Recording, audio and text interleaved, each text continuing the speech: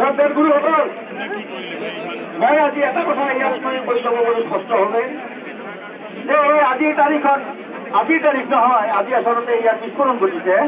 এই সমস্যাটো বহুদিন ধৰি চলি আছে।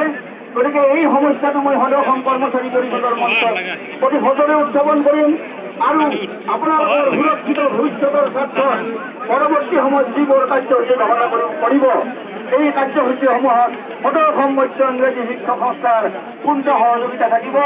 আৰু ইয়াৰ পিছতে মই আজিৰ এই সংগ্ৰামী শিক্ষাগুৰুসকলক সংগ্ৰামী অভিনন্দন জ্ঞাপন কৰি পৰৱৰ্তী সুপদক্ষেপ গ্ৰহণৰ ক্ষেত্ৰত যিবোৰ ব্যৱস্থা গ্ৰহণত আছে আমি আপোনালোকৰ লগত একেখন মঞ্চত হোৱাৰ প্ৰতিশ্ৰুতি